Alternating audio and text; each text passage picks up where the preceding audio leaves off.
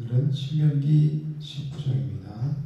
내 하나님 여호와께서 이 여러 민족을 멸절하시고 내 하나님 여호와께서 그 땅을 네게 주심으로 네가 그것을 받고 그들이 성과 가구에 거주할 때 내 하나님 여호와께서 네게 주신 땅 가운데서 내 성읍을 너를 위하여 구별하고 내 하나님 여호와께서 네게 기업으로 주신 땅 전체를 세 구역으로 나누어 길을 닫고 모든 살인자를 그 성읍으로 도피하게 하라. 살인자가 그들로 대하여 살만한 동안이 한 경우는 이러한 누구든지 불륜이 없이 그들 중에 그 이웃을 죽이는 가령 사람이 그 이웃과 함께 벌목하러 삼림에 들어가서 손에 도끼를 들고 벌목하려고 찍을 때에 도끼가 자리에서 빠져 그의 이웃을 맞춰 그를 죽게 함과 같은 것이라. 이런 사람은 그 성읍 중 하나로 도피하여 생명을 보존할 것이니라. 그 사람이 그에게 본래 원한이 없으니 죽이기에 합당하지 아니하나 그들 근데 그 띠를 보복하는 자의 마음이 복수심에 따라서 살인자를 쫓아내되 그 가는 길이 멀면 그를 따라 잡아 죽일까 하노라. 그러므로 내가 네게 명령하기를 새 성읍을 너를 위하여 구별하라 하노라. 내 하나님 여호와께서 내 조상들에게 맹세하신 대로 내 지경을 넓혀 내 조상들에게 주리라고 말씀하신 땅을 다 내게 주실 때 또 너희가 오늘 내가 너에게 명령하는 이 모든 명령을 지켜 행하여 내 하나님 여호와를 사랑하고 항상 그 얘기를 행할 때에는 이 셋 외에 새 성읍을 더하여 내 하나님 여호와께서 내게 기업으로 주시는 땅에서 무지한 피를 흘리지 말라. 이같이 하면 그의 피가 내게로 돌아가지 아니하리라. 그러나 만일 어떤 사람이 그의 이웃을 미워하여 엎드려 그를 기다리다가 일어나 상처를 입혀 죽게 하고 이 한 성읍으로 도피하면 그 보성성 가는 길에 사람을 보내 그를 거기서 잡아다가 목자에서 먹여 죽이게 할 것이다. 내 눈이 그를 긍휼히 여기지 말고 무지한 피를 흘린 죄를 이스라엘에서 지어라. 그리하면 네게 복이 있으리라.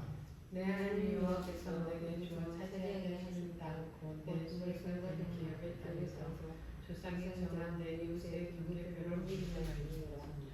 사람이 모든 악에 관하여 또한 모든 죄에 관하여는 한 증인으로만 정할 것이 아니요 두 증인의 입으로나 또는 세 증인의 입으로 그 사건을 확정할 것이며 만일 이상한 자가 있어 어떤 사람이 악을 행하였다고 말하면 그 논쟁하는 쌍방이 같이 하나님 앞에 나아가 그 당시 제사장과 재판장 앞에 설 것이요 재판장이 자세히 조사하여 그 증인이 거짓 증거하여 그 형제를 거짓으로 모함한 것이 판명되면 그가 그 형제에게 행하려고 귀한 그대로 그에게 행하여 너희 중에서 악을 지어라.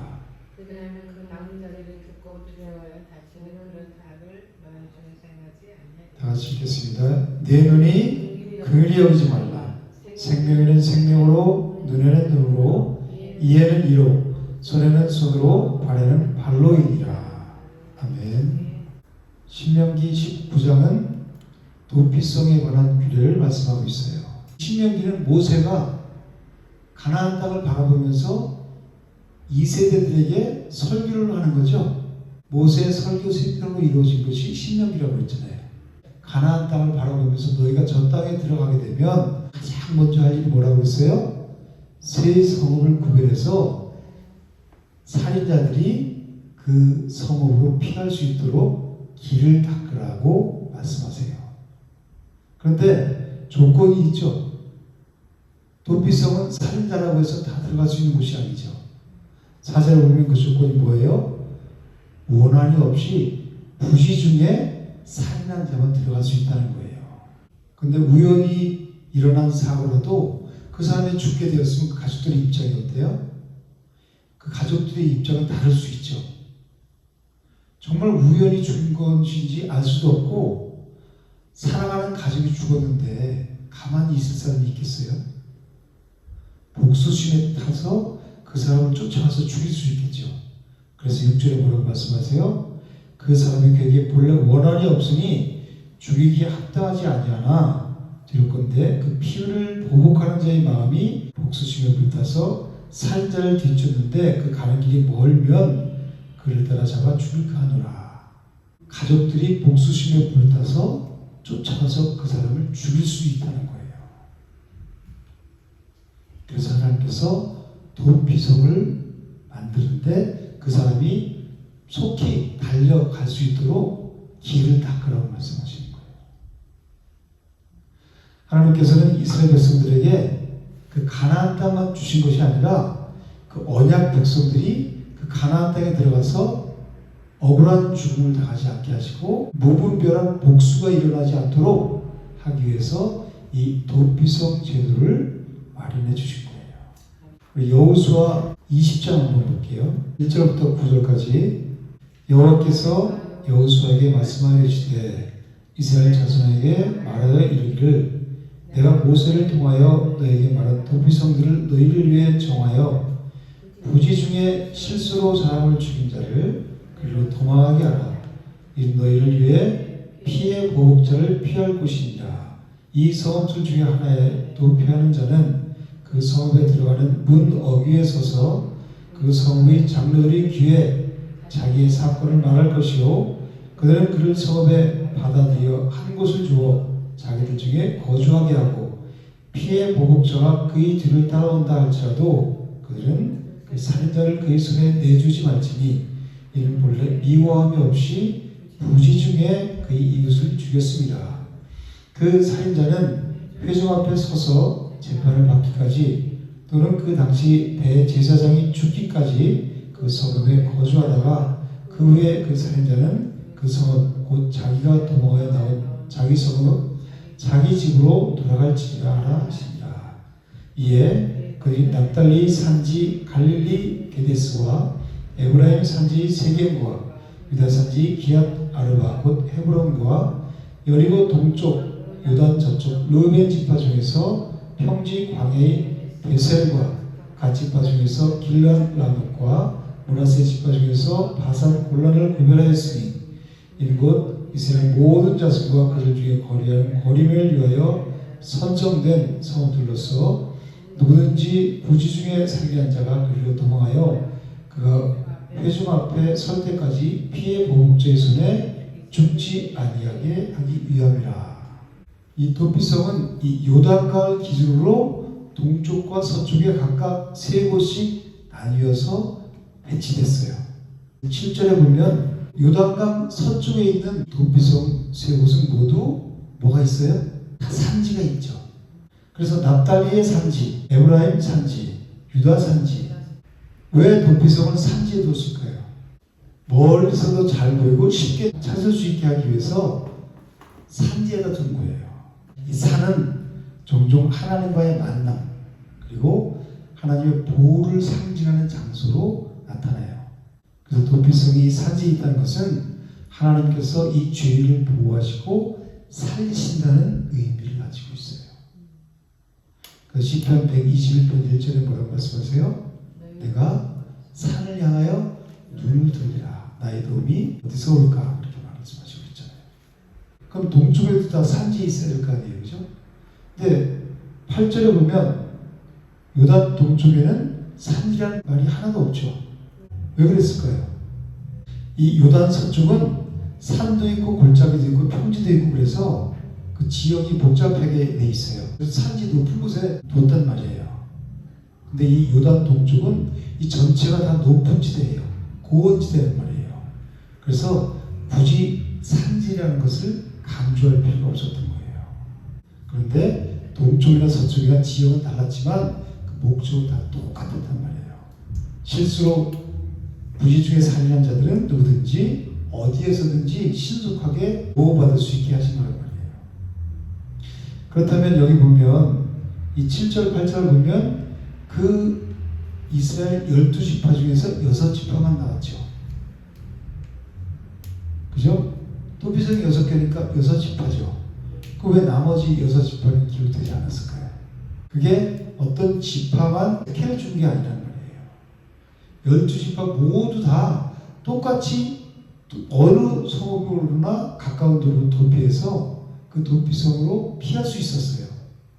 이 이스라엘 모든 백성들뿐만이 아니라 타국인들도 도피할 수 있었단 말이에요. 그래서 9절에 보면 뭐라고 말씀하냐면 이는 곧 이스라엘 모든 자손과 그들 중에 거류하는 거류민을 위하여 선정된 성읍이라고 그러죠. 거류민이 뭐예요? 이방인인데 이스라엘 땅에 들어와서 함께 살고 있는 사람을 거류민이라고 그러잖아요. 그러니까 이스라엘 백성들뿐만이 아니라 이 외국인들도 파국인들도 도피성으로 피할 수 있었단 말이에요. 근데 여호수아 20장 6절에 보면 뭐라고 말씀하냐면 그 살인자는 회중 앞에 서서 재판을 받기까지 또는 그 당시 대제사장이 죽기까지 그 성읍에 거주하다가 그 후에 그 살인자는 그 성읍 곧 자기가 도망해 나온 자기 성읍 자기 집으로 돌아갈지니라 하시니라 이렇게 말씀하고 있어요. 이 살인한 자가 대제사장이 죽기까지 어디에 있어요? 도피성에 있는 거예요. 그러다가 그 대제사장이 죽으면 그때서야 자기 집으로 돌아갈 수 있단 말이에요.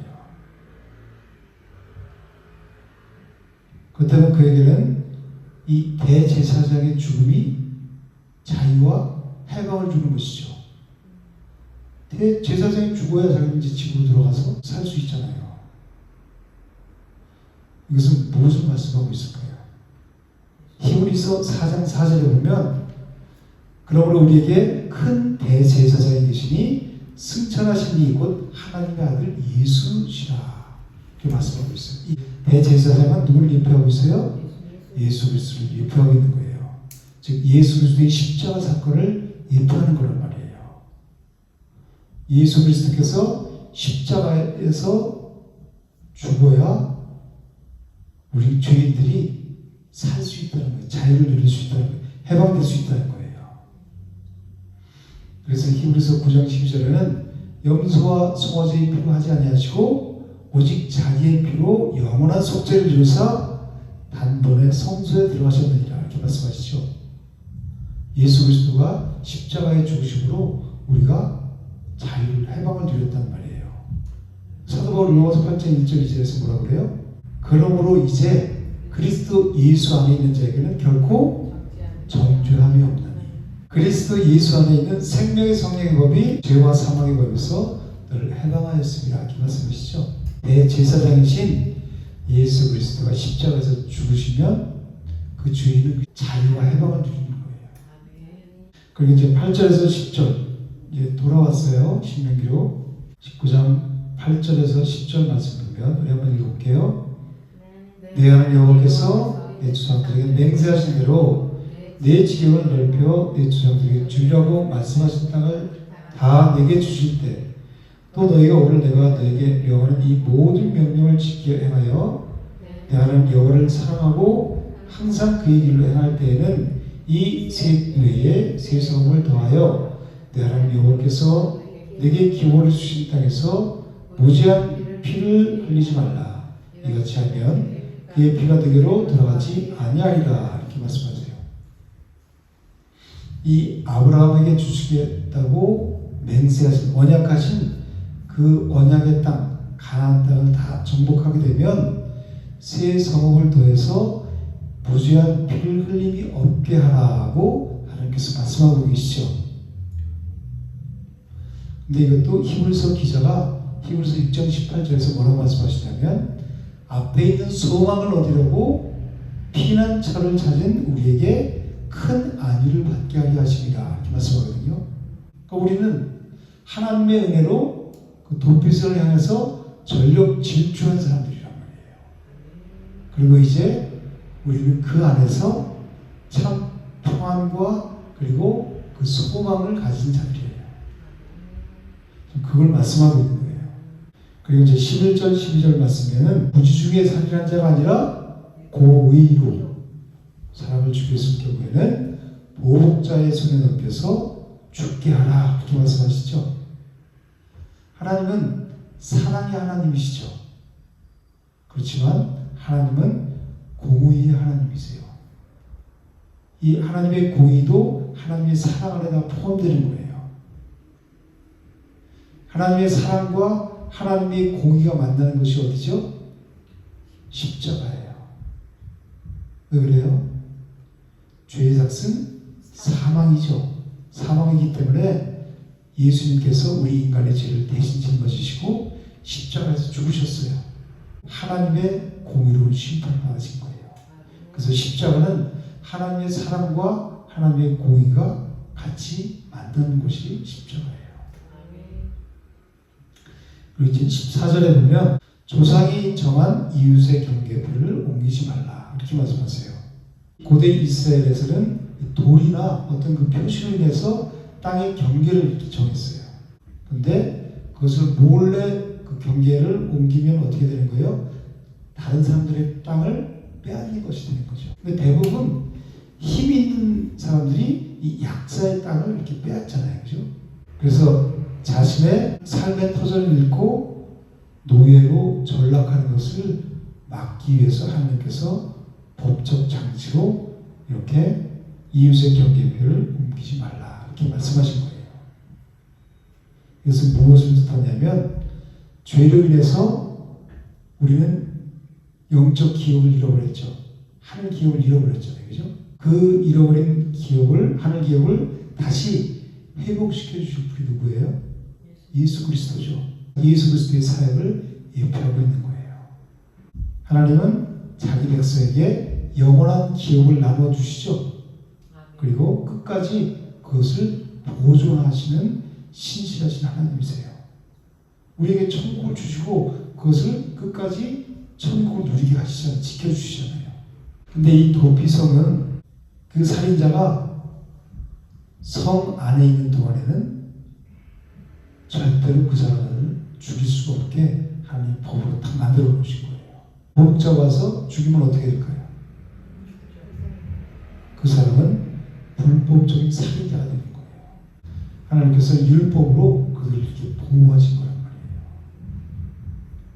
근데 만약에 이 도피자가 이 살인자, 부수의 살인한 자가 도피성 밖으로 나가면 어떻게 될까요?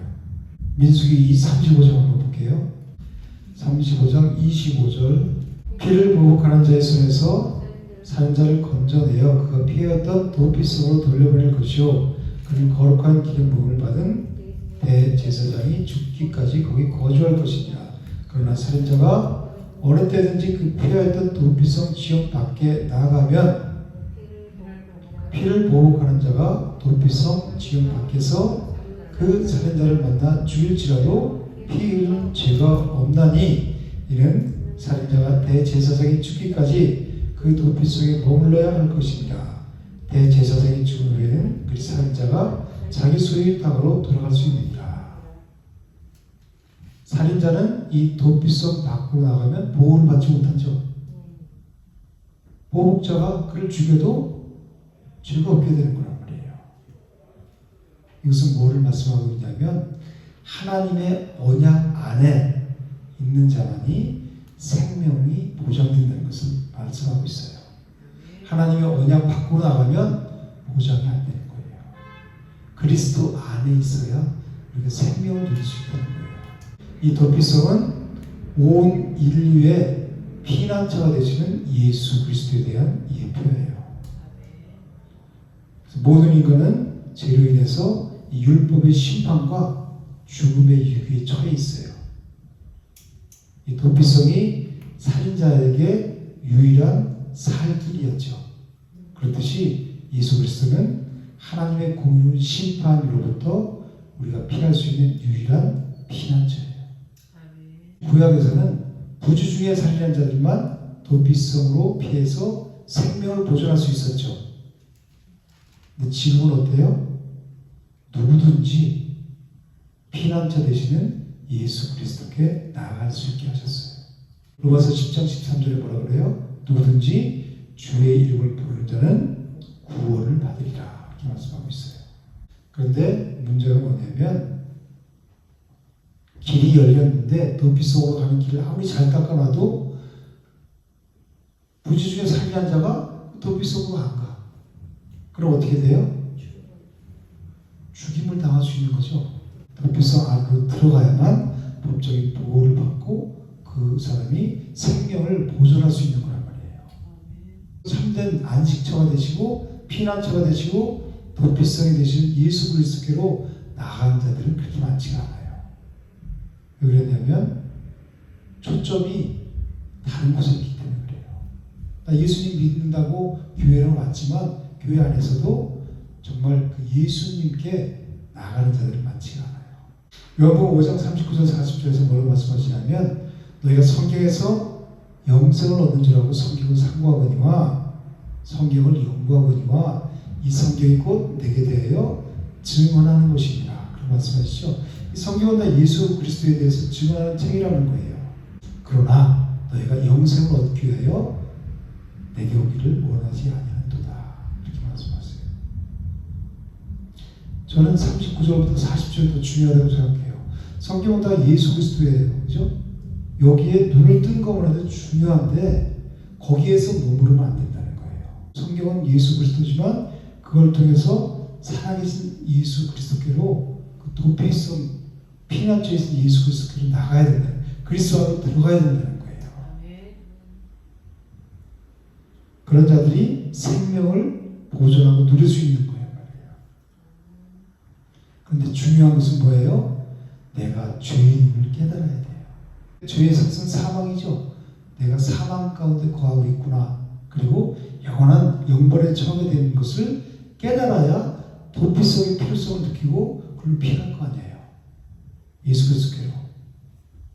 그래서 자신이 철저한 죄인임을 깨닫는 자만이 피난처인 예수 그리스도께로 달려나갈 수 있다는 거예요.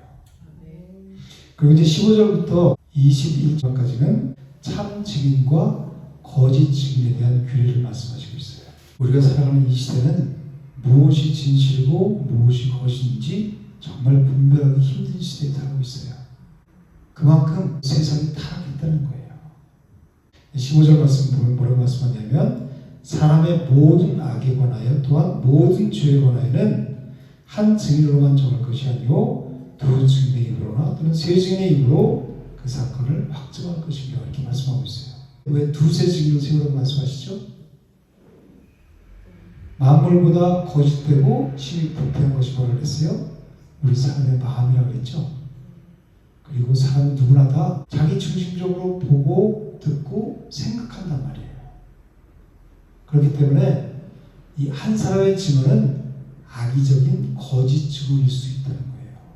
근데 당시 증인은 말로만 하는 게 증인이 아니죠. 어떻게 했어요? 사형 판결이 내려지면 그 증언한 사람이 가장 먼저 돌을 들어서 그 사람을 쳤어야 돼요. 그리고 만약에 위중이 판명되면 그 사람이 똑같이 돌에 맞아서 죽어야 되는 거예요. 왜 그랬어요? 자신이 증언한 것에 목숨을 걸로 참된 증언만 하는 거예요. 하나님께서는 단 한 명의 목격자나 어떤 권력자에 의해서 한 사람의 인생이 좌우되는 것을 철저하게 금하신 거예요. 그래서 재판할 때는 두세 사람의 증인으로 확정하라 이렇게 말씀하시는 거예요. 거짓의 아비가 누구죠? 사탄이죠. 요한복음 8장 44절은 사탄은 거짓의 아비라고 그러죠. 그리고 하나님은 진리세요. 하나님은 진리시고 사탄은 거짓의 아비예요. 그러므로 거짓 증언을 하는 것은 하나님의 통치를 전면으로 거부하는 사탄의 종노릇하는 행위라고 할 수 있어요. 세상 사람들은 아무리 착한 사람이라도 다 거짓말하고 살죠. 거짓의 아비인 사탄에게 속해 있기 때문에, 어둠에 속해 있기 때문에 그래요. 하나님은 진리의 하나님이세요. 그러므로 하나님께 속한 자들은, 참된 그리스도인들은 거짓말을 할 수가 없어요. 진리의 영이 함께 하시기 때문에. 교회는, 언약 공동체는 진실을 말하는 공동체예요. 지금 이 이스라엘은 단순한 민족이 아니라 하나님과의 언약 공동체죠. 언약 공동체는 어디에 세워져야 돼요? 진실에 세워져야 되잖아요. 그죠? 하나님이 진리시니까. 근데 이 언약 공동체가 언약 공동체 안에서 거짓 증언으로 인해서 억울한 피해가 생기고 사람이 억울하게 죽음을 당하게 되면 어떻게 돼요? 그 공동체는 하나님 나라가 이루어질 수 없는 거죠.